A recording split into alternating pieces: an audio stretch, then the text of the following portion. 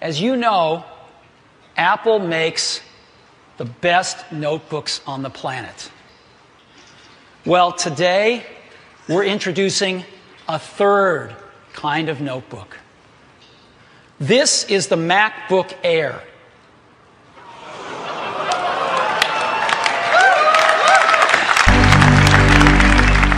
Hello and welcome to the Hookcast, the best 30-plus minute Apple conversation you're going to hear all week long. It's me, Irfan Elijah, your host. Joining me today, the Luigi to my Mario, Buster Hein. Hello. I thought you were going to do a Luigi voice for me. I was, but I thought it just... I don't even know what Luigi sounds like. He sounds probably exactly like Mario. Probably, yeah. And of course, no Mario Brothers game is complete without the evil turtle taking on that I don't like role. where this is going. Taking on that role happily is our own Leander Caney, the evilest turtle in the land. Yeah, Are you familiar with any of the Mario Brothers stuff, Leander? No, not only through my son Olin. No, but no, not really. Okay, that's too bad because we're gonna be talking about Super Mario Brothers this episode, and of course all of the other Nintendo IP that is going to be coming to your iOS devices. Finally, I have been saying that they needed to do this for so long, and for the longest time, Nintendo just did not want to give up any of their games to any other platforms besides the Nintendo consoles and handheld units. But that is all changing, so we're going to be talking about that. We're also going to be talking about the Force Touch trackpad on the MacBook Air, or the MacBook Pro, has been getting really good reviews. And so I want to talk to you guys a bit about that. And we're also going to be covering the Apple TV streaming service, potentially coming in June. And we talked a little bit about the future of Apple TV last episode. And I just think now its future is just bright and shiny. And so I want to talk about Apple TV and where it fits in Apple's strategy, where it fits in the home, because it seems like it's going to be doing all sorts of crazy cool things, and everyone's going to end up eventually probably having one. So with all that said, before we jump into the fun cast, that was just totally natural. I feel like we should change the name to the fun cast. Maybe not. Trying to bring the fun, yeah. Trying to find. I like having the fun be implied, so we could just leave it as the Cult Cast. Before we hop into the show, I want to thank FreshBooks for supporting this episode. FreshBooks is the easy-to-use invoicing software designed to help small business owners get organized, save time invoicing, and get paid faster. I can vouch for this. I use FreshBooks. Leander uses FreshBooks. Buster uses FreshBooks. Alex uses FreshBooks. I mean, literally, like we're a FreshBook family, yeah. The FreshBook family. That's us. We're the FreshBook family. You can try it out yourself for free at freshbooks.com/cultcast. And please enter Cultcast in the How Did You Hear About Us section. You can get a free 30-day trial to try it yourself. And I also want to thank Harry's for supporting this episode. I feel like, Leander, you should say Harry's. Can you say Harry's? Harry's. Because Harry's is like this very, it's like a regal sounding brand, and you have the regal sounding accent. So it's appropriate to have you do it. Harry's makes super sharp, German-made razors that ship right to your door for way less than drugstore prices, for less than Amazon's prices. These guys wanted to try to figure out how to create a great razor that they could ship directly to consumers. They're super sharp, very high quality, and beautifully designed. I have some myself. You can learn more at harrys.com, and you could save $5 off any first order with code CULTCAST at checkout. And here's why you should check it out. So you guys know how expensive razors are. And if you're... Yeah, just bought some Gillette, the 5-blade ones. Yeah, and these are 5-blade too. How much were they? Do you remember, Leander? Something crazy. I was like, what? I was really gonna shoplift him just because I was so outraged. I wish you would have, because that would have made this conversation so much more interesting. Then I remember they always have the little thing on them, the RFID tag. Do they make you go into like that plastic box that they always have at the store and like have some security guard pat you down first, and then he like unlocks it? Yeah, usually that's the thing, right? You can't find anybody, and they have to open up the little cupboard, and then they escort you to the to the checkout. And the whole time, like the guard has his hand on his firearm. Like if you try to take off with him, he's just gonna end you right there. He's checking you if you're gonna book it, right? No, for some reason these were out in the open, but wow, that's usually experience. It's Maybe not you should fun. have stolen. And then of course I never know which ones are the right ones for the race. I'm always buying the wrong ones. So the ones I used to buy were, I think they were $14 for 4. You know, like they're super duper expensive. That was on Amazon. So at like the drugstore, I can only imagine how much they cost. You can get a 8-pack of Harry's razors for $15. That includes shipping.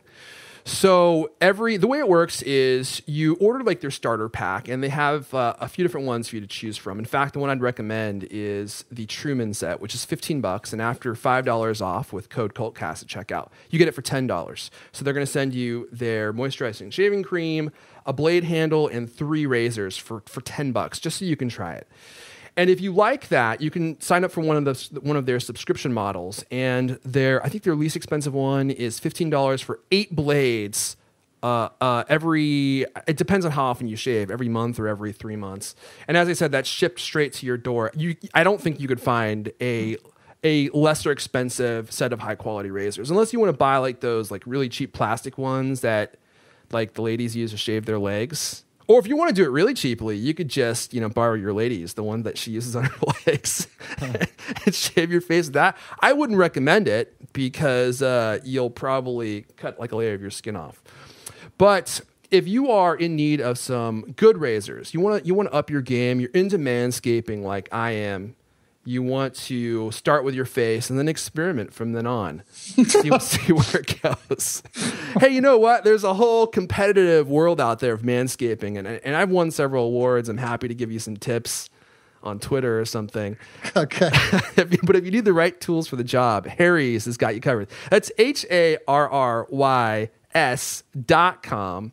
And that's code CULTCAST at checkout. I want to thank Harry's for supporting this episode and for supporting the professional sport of manscaping.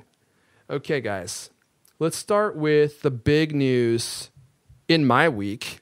Leander, I have a feeling you're going to be awfully quiet during this discussion. It's just going to be me and Buster, but that's okay. Okay. The big news this week was Nintendo has finally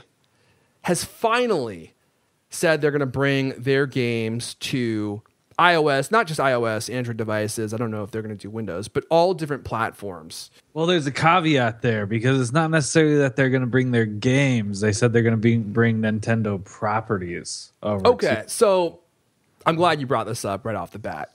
It's destroying my enthusiasm here.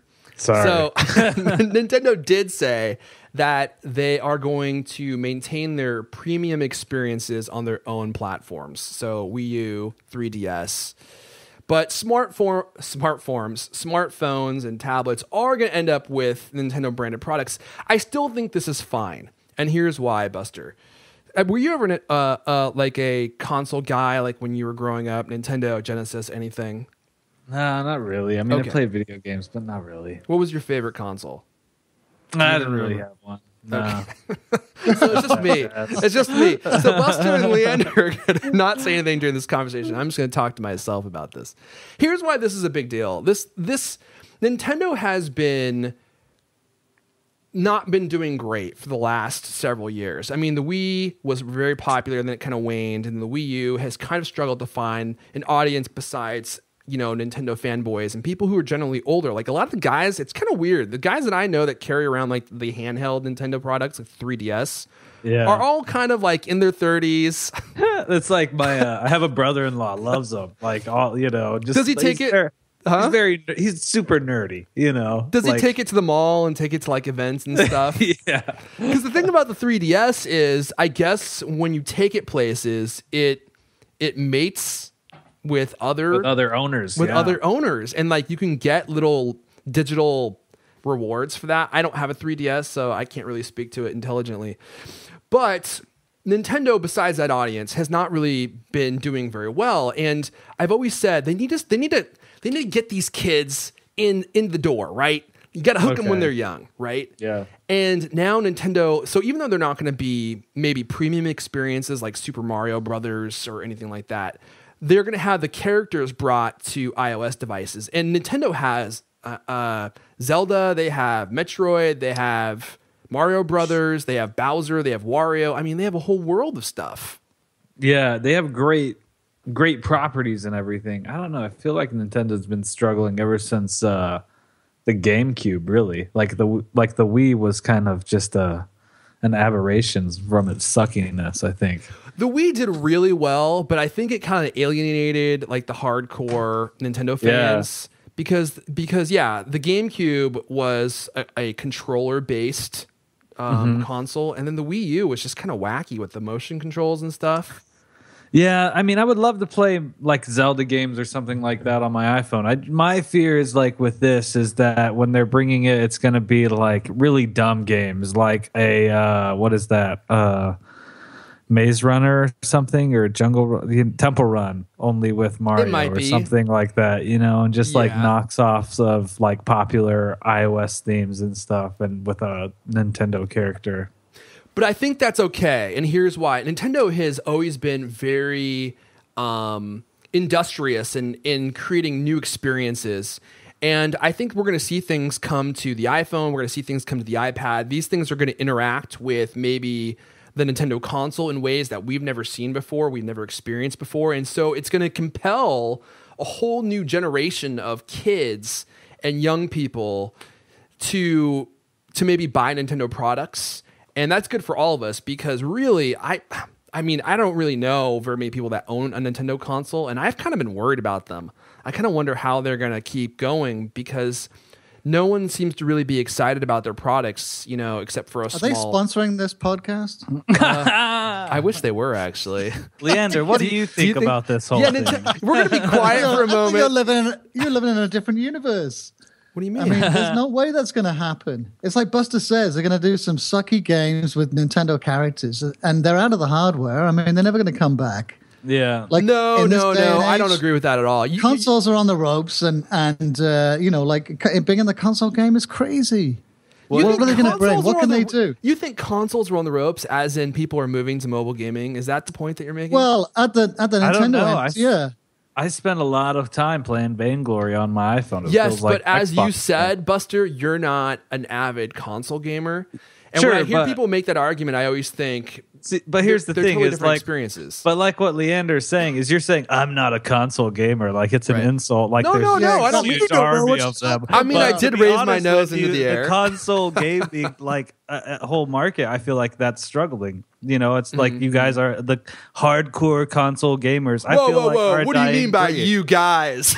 You guys? Seems how you told me I'm not one of them. No, I wasn't meaning that in a disparaging way. I know, maybe slightly snooty. Only slightly. But seriously, I do think like gaming is bigger and it's huger, and everybody plays games now because Apple made the iPhone and the iPad, which are like the best gaming devices in the world. Like I saw like some Reddit question today. It was like, why hasn't Apple made a serious gaming play? And it's like, dude, like the App Store and the iPad, like those are awesome gaming devices, and it's changed everything. I wouldn't. Well, they are great, but they're totally different than consoles. They're totally different. Ask any little kid if they'd rather play with a Wii U or an iPad, and they will take the iPad any day. I swear. I don't know. Once you've played Luigi's Haunted Mansion on the Wii U, going to an iPad game, I don't know. It's definitely not as high quality. I just think, there are some great games on the iPad. I'm not disagreeing with you, but that touch experience is just totally different than having a controller in your hand.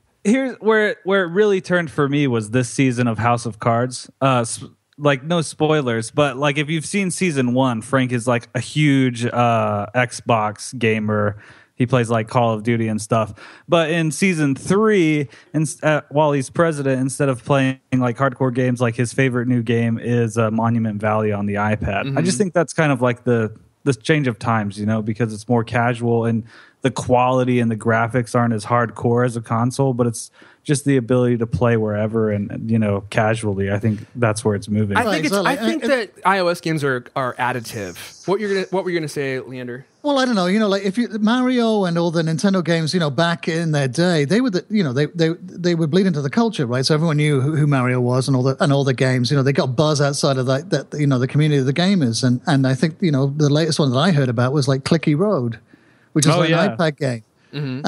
And that kind of for that demographic, I totally agree that there's the high end gaming consoles are as healthy as ever. Didn't they just got sold? They just beat some records, right? For this PlayStation 4. Oh, the PlayStation 4 is just we're selling. So the high end graphics for the the Xbox and the PlayStation 4, there's definitely going to be a market for that, right? And for high end PCs.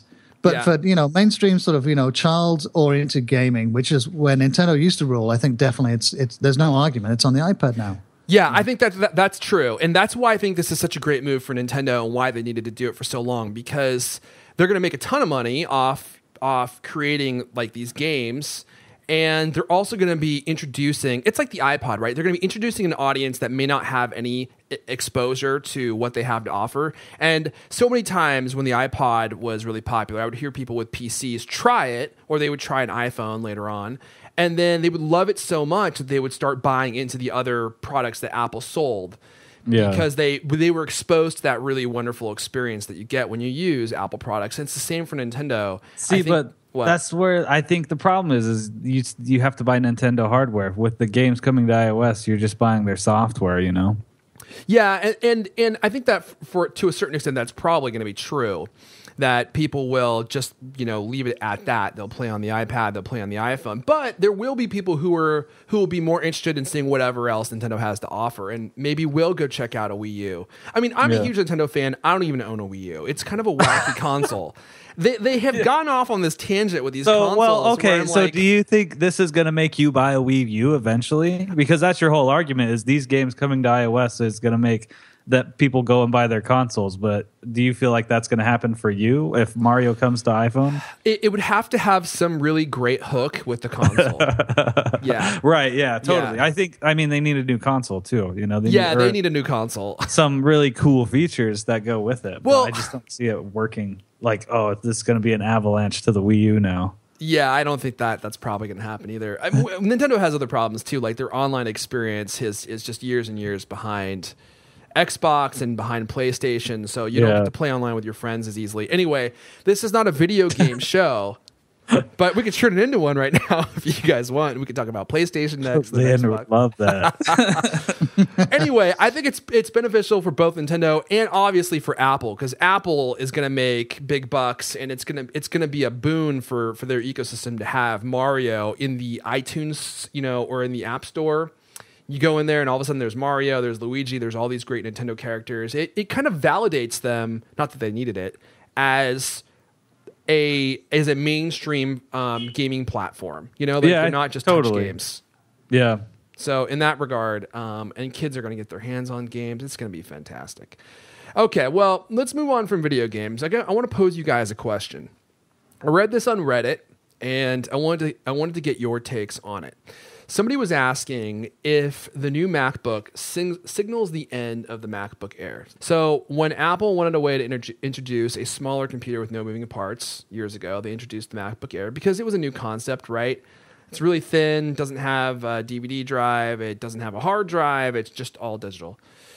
And now with the MacBook kind of seems like it is what the MacBook Air intended to be. It's slim, has a Retina display, which is what everyone was waiting for. It has one USB ports, and I'm kind of curious, do you guys think in, 1 to 3 years, the MacBook Air is still even going to exist? Leander, what do you think?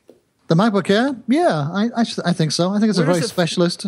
Where does it fit into the product category system that they have going? Oh, I'm sorry. You mean that? I thought you meant that. I'm keep confusing the new one. I keep calling it in my mind the MacBook Air. Right. So you mean the MacBook Air as it currently is, like with a couple of USB ports? Well, yeah. Like the 11-inch, the 13-inch with all the ports and the non-Retina displays. Do you think those are going to be around in 1 to 3 years? It doesn't have all the ports. It has 2 USB ports. Is that all it has? Okay. Yeah. It's got a power and 2 USB ports. I've got one and I've been using it for years, and yeah, I'm totally. No, I'm mean, that I think it's clear that the ports are going to go away. But do you think the machine itself will still be around? Why do they still need the MacBook Air when the MacBook is pretty much everything that the MacBook Air has intended to be? Right. Yeah. No. I think it will go away. Yeah. Okay, Buster, what do you think? Yeah, I thought, didn't we cover this last week? Maybe. I feel like I already said this. I don't know. I said that in my opinion piece about it. That I definitely wouldn't be surprised if it's gone in 2 or 3 years. So 2-3 years, we'll just have the MacBook Pro and then the MacBook. You think? Yeah, because that's the way it used to be. Right, exactly. And, the MacBook Air is a great brand. I wonder if they would resurrect it for anything. Well, possibly. That's the other thing you think about. Like, maybe they could do like a detachable keyboard with the MacBook Air. I don't know. I mean, the new MacBook is so thin already and super portable. That's the only way I think they could continue the MacBook Air line is if they just make it even more portable than that somehow. The only thing is and we don't know this for sure yet because we haven't seen enough data to really kind of make any judgment. But the new MacBook doesn't seem to be as powerful as the MacBook Air. Right. So that kind of sucks because if you want to buy into the whole if you want to buy a thin computer, now you have to have one that's not as powerful as something that you have on the market today. If you want the thinnest Apple computer, sure. But I mean, the MacBook Air is still around and they're pretty thin. Yeah, they don't have a Retina display, but they're still really nice. But eventually they won't be. Right, is what you guys are saying. So at that point, they need to have a model that's slim and somewhat powerful. Yeah, I think in a few years, that will be definitely probably the most compelling Apple computer. Well, I just sort of wonder, like, I haven't worried about, the power of the processor for a long, long time. Mm-hmm. And of course, I don't do anything special where I just, surf the web and do email and stuff like that. So I'm not doing anything heavy duty, but, the biggest limiting factor for me is opening 3,000 tabs in a browser. Right. Yeah, exactly. And, I'm more worried about like the problem for me is always the amount of RAM and battery life and portability.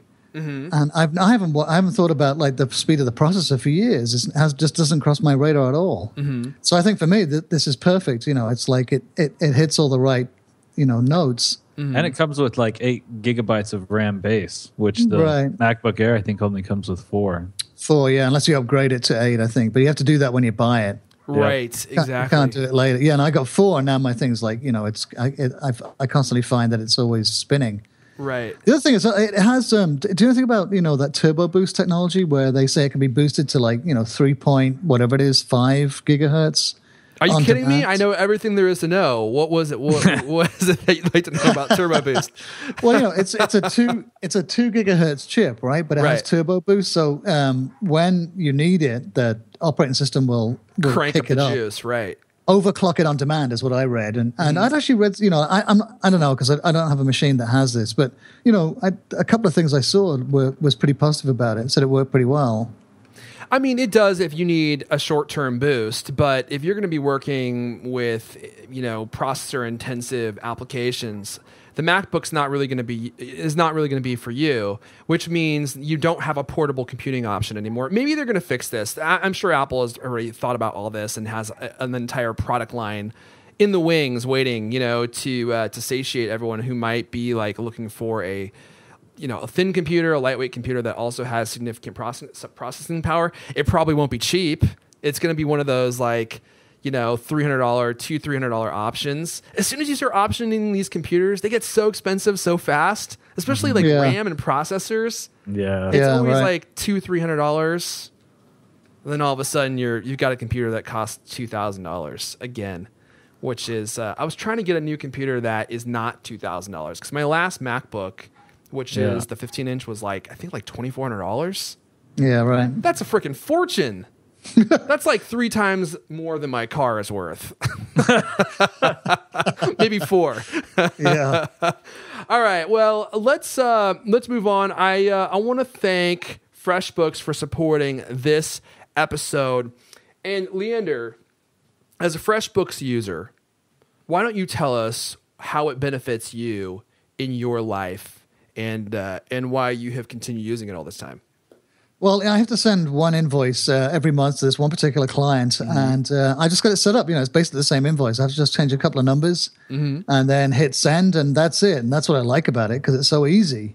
Like in the past, I was doing invoices like in Pages and in Word. I used to do that same thing. It's the worst. Even if you have a template, I mean, Yeah. it would take forever. Right. And then there was always, I don't know, I never had the template set up right, so I always have to change the address as well. Something dumb like that, right? And then you forget to change stuff, so you're sending invoices to clients with the names for other clients. And it was, and I had all these different things set up, like the name of the invoice number, but also the project and whatever. There was a whole bunch of sort of data you had to fill in. Yeah. It was always just like a headache. So that's what I like about FreshBooks is, even though I kind of for my billing anyway, I get bills too. Like people send me FreshBook invoices, but as using it to bill other people, once you set it up once, and if you're billing the same client, it's easy to do. And in fact, I cloned it as well from another invoice, so that was dead easy. I mean, it's just really, really, they boiled it down, so it's you don't have to like keep doing all this data input, which I really hate. So I do too, and actually, I do the same thing. If I need to create a new invoice, I just copy one that I've already created, and then change some of the information. So that way, not only does it make it easier, but it eliminates mistakes, right? Because if you're constantly going in there and hammering on the keyboard, it makes it so that you could, accidentally change something that you didn't mean to. The other thing is, and as a FreshBooks user, this has been really great for me, is their iPhone app is fantastic. It's, I mean, you could literally, if you wanted to, never use FreshBooks on your computer. You could run your entire business from your iPhone or from your iPad.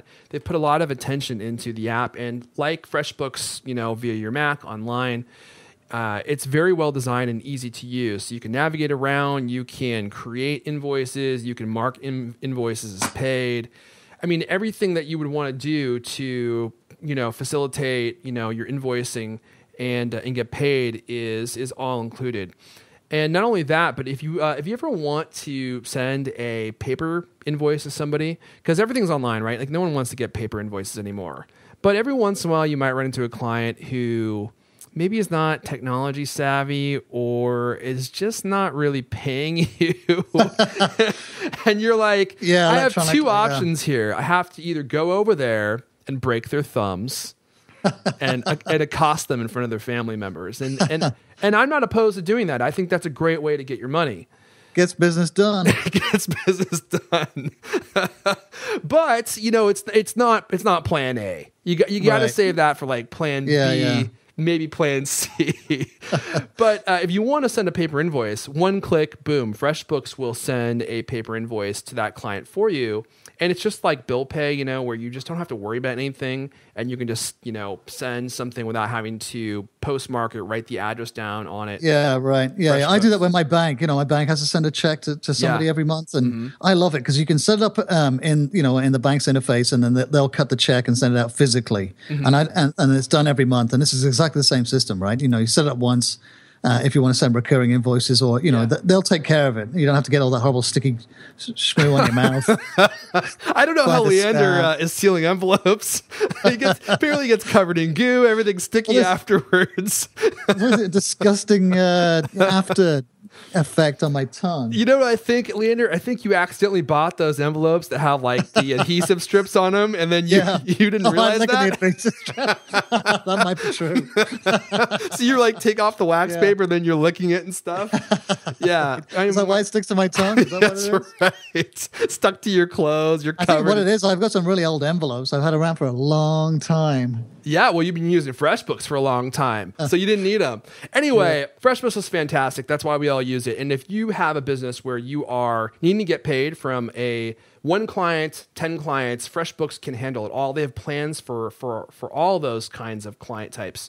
Head on over to freshbooks.com/cultcast, and please enter Cultcast in the How Did You Hear About Us section so FreshBooks knows that you heard about them via us. And as always, anytime anyone ever asks you how you found out about something, how you discovered, the outfit that you're wearing, always tell them Cultcast. That's a great way to help us out. Okay, let's keep the wagon rolling here. I think I asked you guys this before the show, but I'm going to ask it again for the sake of the show so our listeners can hear. Has anyone used the new Force Touch trackpad? Nope. I haven't used it either. No, I haven't Neither used have it either. you. No. I want to go down to the store and check it out, though. Yeah, I kind of want to do the same thing because when they first started talking about it, I kind of felt like it was slightly gimmicky. Did you guys have that impression? No, I thought it looked cool. You thought it looked cool? Okay. I just kind of was like, it's Force Touch. It's haptic engine. I thought it looked cool as well, but I just kind of wondered how well it was actually going to work. Yeah. So apparently, it's been getting rave reviews online. Everyone who has used it, I have not read a single negative thing about it. Everyone has been talking about how when you use it, it actually feels very three-dimensional. Mm-hmm. And now I kind of want one pretty bad. I feel like my technology and my current trackpad is super antiquated. Yeah. And I wonder if it's going to work with the Apple Watch, with the haptic engine, whether you can send heartbeats to people's watches and stuff like that, or tips on Morse code. You mean send it to their trackpad? Yeah. What? It's going to bust their heartbeat on your trackpad. Oh, yeah. Yeah, you need to fire off an email to Tim Cook about that. Well, is it gonna be open up to developers so they can do all sorts of kind of rumbling effects in games and? Well, one thing I heard about, or I think I saw Vitici posting about this on Mac Stories, was the idea that it could eventually be developed to provide like tactile feedback on UI, like you're scrolling over like a screen and like it vibrates when you hit a button, like subtly. Oh, cool, right? To kind of make it, like make the screen feel more multidimensional. So that could be really cool. Yeah, okay. So apparently, force clucking. Force cluck. That's something that farmers do. I'm really into farming. Not appropriate for this show. But force clicking a file will open Quick Look, which I use all the time. So that would be handy to be able to do it without hitting the space bar. And then also force clicking a word will actually look it up, which I also use all the time. That's one of my favorite features about the trackpad is just being able to tap it and look up words. And then I think they mentioned this one at the keynote. You can force touch at different pressures, and it will scrub through QuickTime Video faster the harder you press. Yeah. And I was reading, I think on Apple Insider, they said they were blown away by the new trackpad, and the effect. I think they said the effect is stunning. Quite a phrase. So now I'm really jonesing to get down there and actually try it out because everyone that I've read who has actually used it has said that it's really effective and you feel like you're using a three-dimensional trackpad and not just something that's flat on your Mac.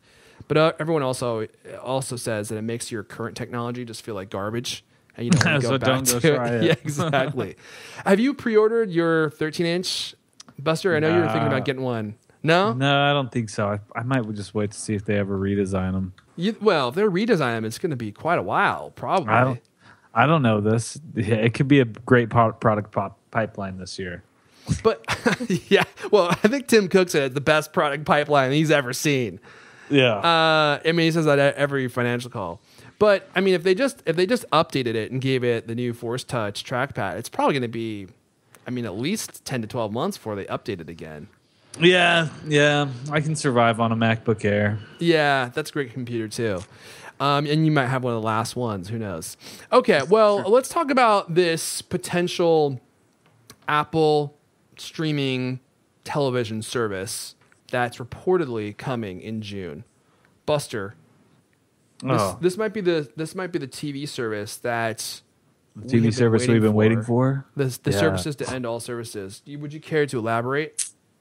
Well, supposedly they're in talks with Fox, ABC, and CBS to carry a bunch of free streaming channels. I'm guessing that's going to include ESPN because ABC is part of the ESPN family or owns it. Okay. And Disney. So, included so it'd be $20 to $40, which I don't know. That sounds pretty pricey for up to $40. channels. I feel like is too much. Right? I don't feel like it can't be more than $30. In my opinion, that would just be too much money. Yeah, I could get down on 30, but after I think I pay 20 for Sling TV, which is I don't know if it's really worth it. Mm-hmm. So, but it's supposedly going to launch later this year. But that's you were just speaking about Sling TV. How many channels do they give you? Maybe like 15 or 10. So you're paying 20 for 15. And so Apple, the Wall Street Journal came out with a report about this, and they were saying it's going to have about 25 channels. So that's kind of on par for $30 to $40. I think it needs to be 30. I don't think they can charge 40. Well, 40 is like kind of basic cable, right? Isn't that what it starts at? Yeah, but it needs to be cheaper than basic cable. Don't you think, Leander? I think so. Yeah. Yeah, right. And also, there's some. It's not clear whether it includes HBO or not, right? For that price. No, I'm doubting it's going to include HBO. I'd be shocked. Yeah. Well, then, so then, what's the? What exactly is the advantage then, right? So, if they're going to offer you kind of a basic cable-like service that includes HBO, that's the same price as basic cable. Yeah. So Right. what's the? And then you've got to, on top of that, you also have to have a broadband connection, right? So you still have to maintain either your cable connection or your DSL. Right. So that adds another what? What's that? $60 a month or 40 to 60 bucks a month? Depending on where you live. Yeah, something like that.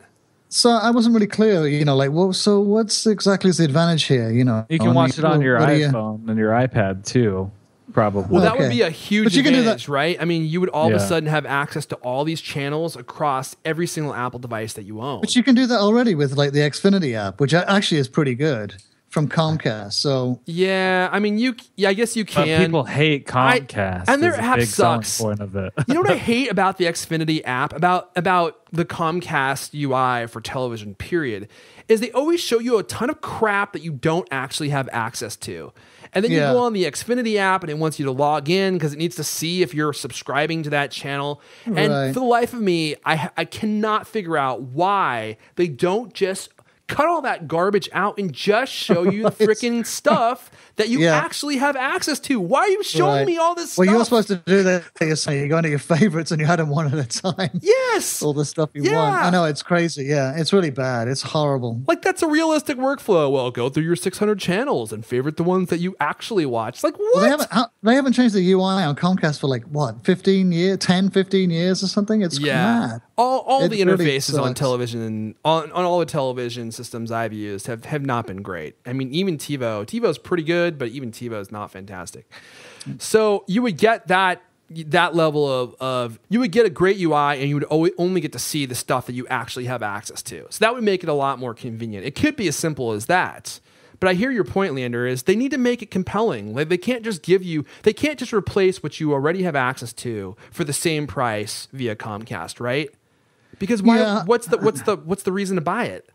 Yeah, I don't know. Unless there's some kind of hardware involved. I mean, one of the big things that people were talking about with the Apple TV was simplifying that whole juggling between different inputs for different devices, and then dealing with horrific interfaces for whatever device you're using, be it the DVD or the cable box, and like you turn the Apple TV on, and then there's one integrated interface that will give you access to everything through one interface, which I think is kind of compelling. That's actually kind of what the Xbox One does. Oh, right. That's exactly what the Xbox One does. You pipe your TV in through the Xbox, and then it brings it into one unified experience. Yeah, and then you can access a whole bunch of other services too, right? Pandora and yeah. And you could be using one service and then just automatically switch to another with very little hassle.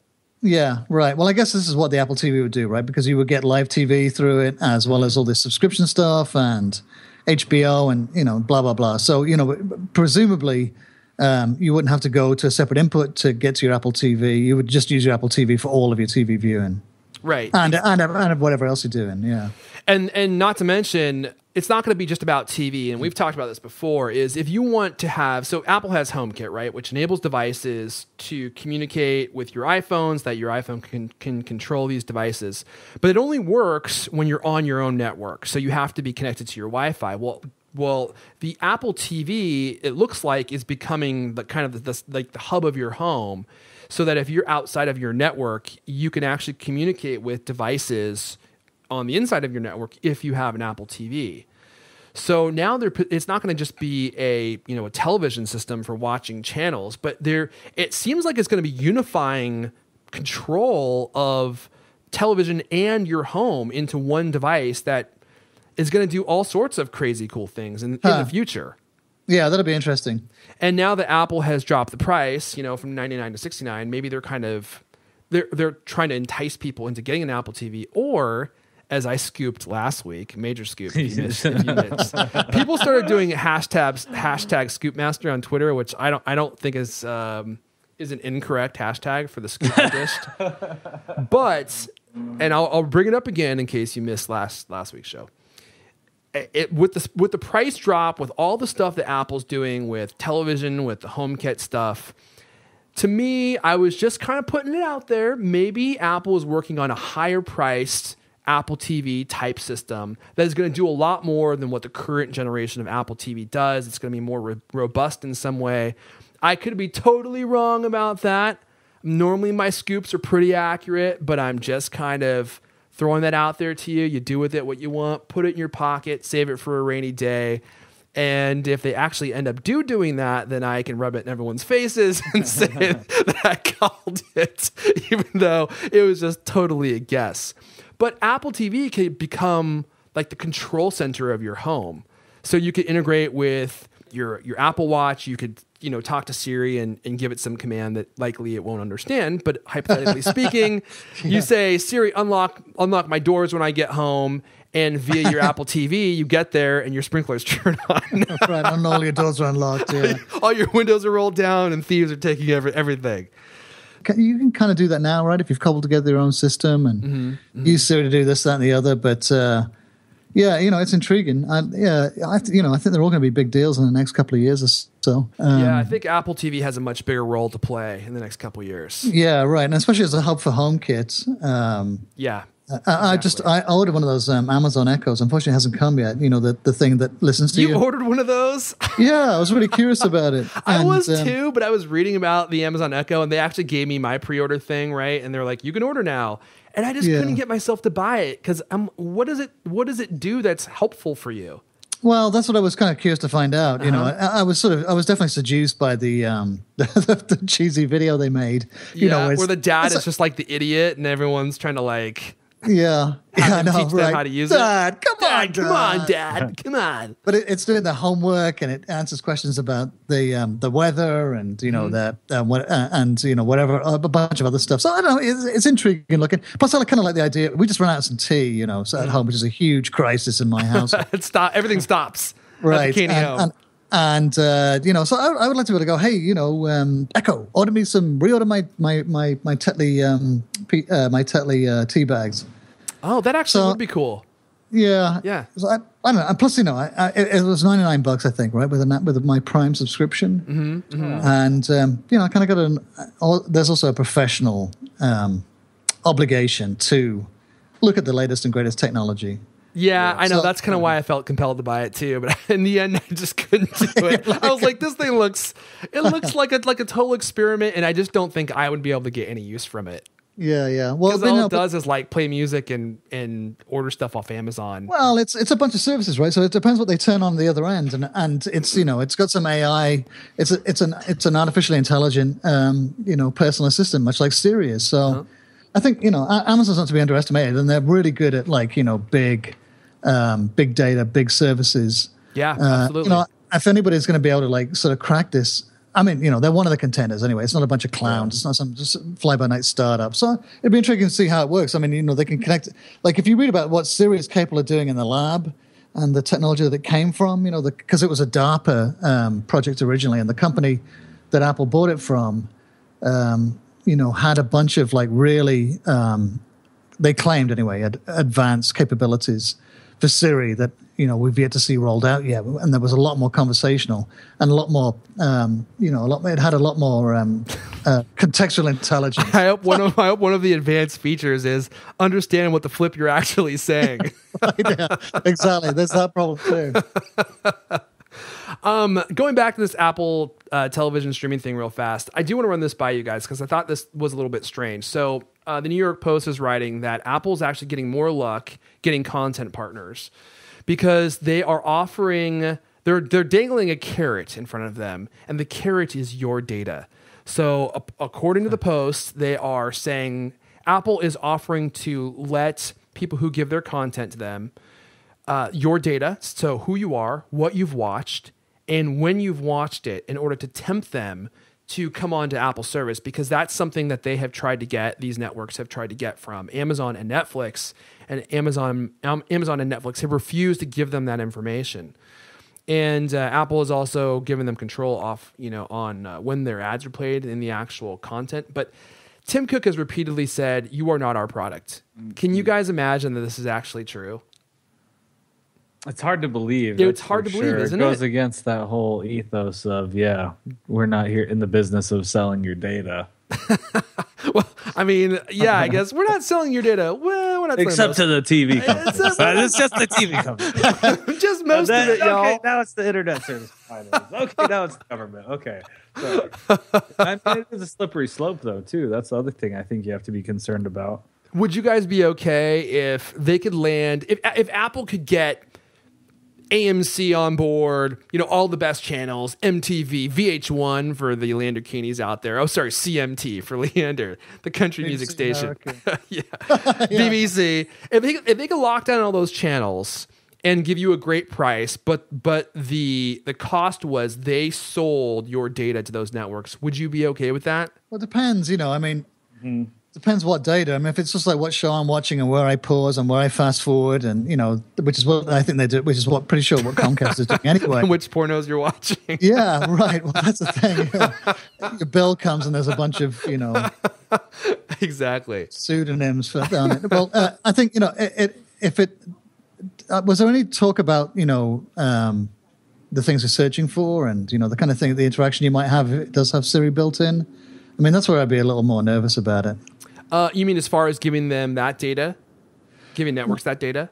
Yeah. Well, and, probably advertisers and whether Apple would use it too themselves. I mean, like Google's already mining Gmail, right, for stuff to put into the Maps product and stuff like that. And I mean, people are doing this like crazy anyway, but if it's into your living room and they start, and you start chatting to Siri about, buying a new Snuggie, and then that data gets to back to NBC, and they start putting Snuggie adverts on, in the middle of Walking Dead or whatever, whatever you're watching. I mean, this is how I can see them doing it. Yeah.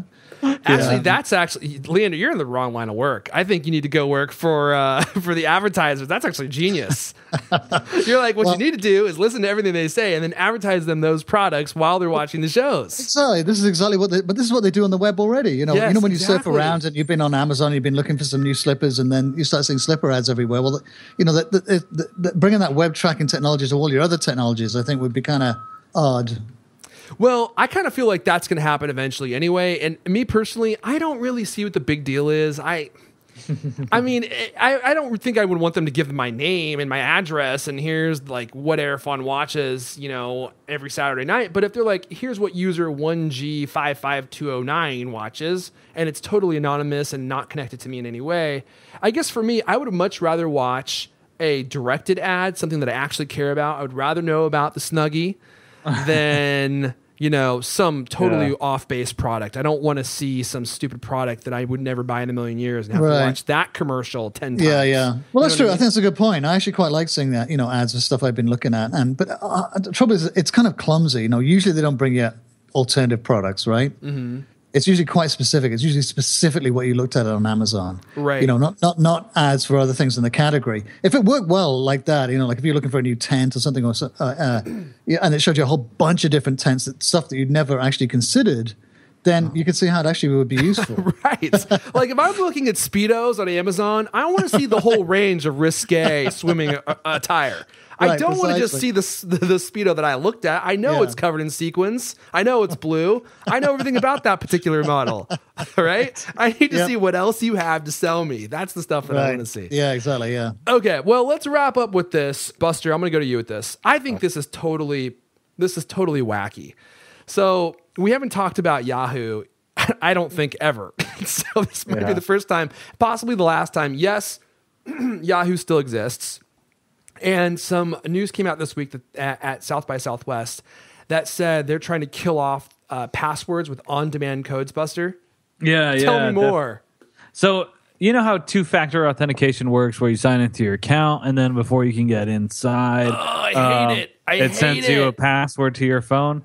It basically works like that, only you just don't put in the password at the beginning. Mm-hmm. So it's like even a little bit less secure than two-factor authentication. So basically just puts a cookie on your machine so it knows who you are, and then... Yeah, it's like when you create your account, like you associate it with your phone number, and then so instead of logging in with your password, it just sends like a new password to your phone, and then you just, okay, that's what it is, and you type that in and log in with it. So you go to the site, click a button, it sends you a code, You wait for Yeah. the code to arrive. You get the code. You type the code on the website. You get into the website.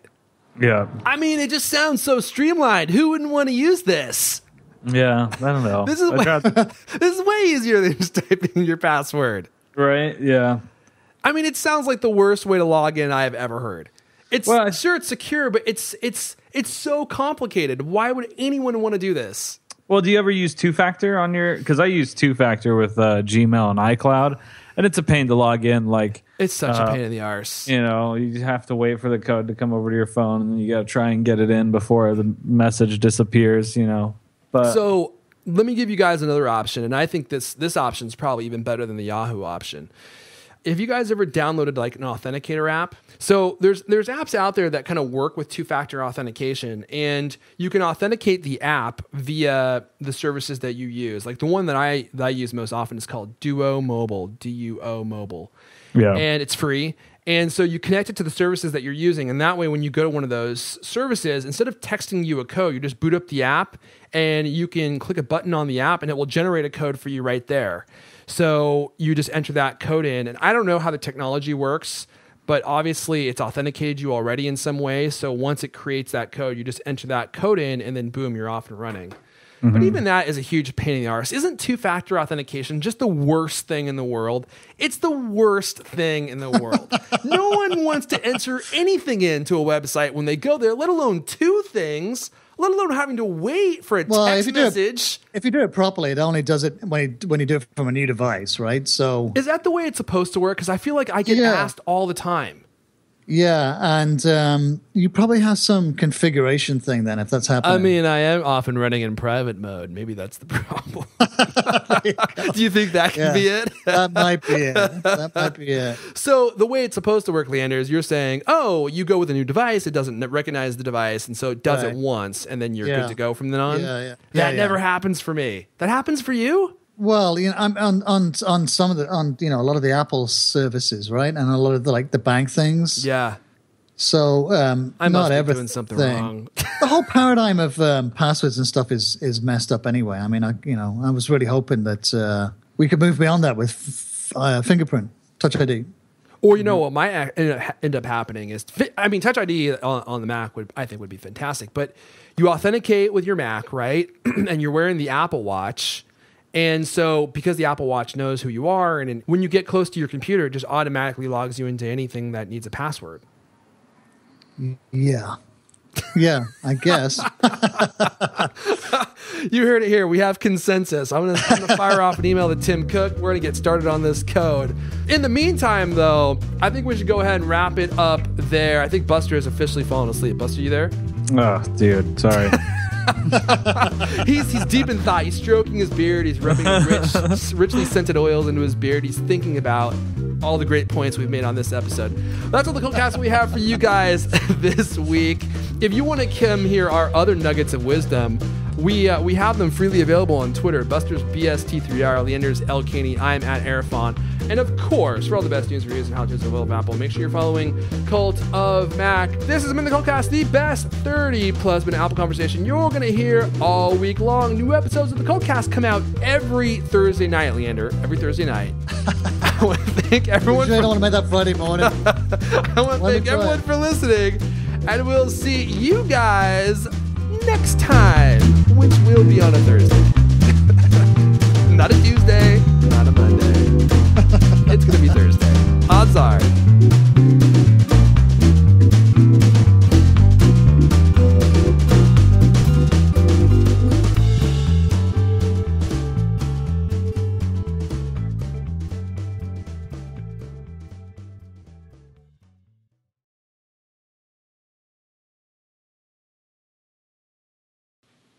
But no, we grass. had this little tree outside on the sidewalk, and it was literally, like piles of shit on piles of shit. There was a little mountain of dog shit down there because some scumbag, doesn't clean up. There's a couple of them don't clean up after their dogs.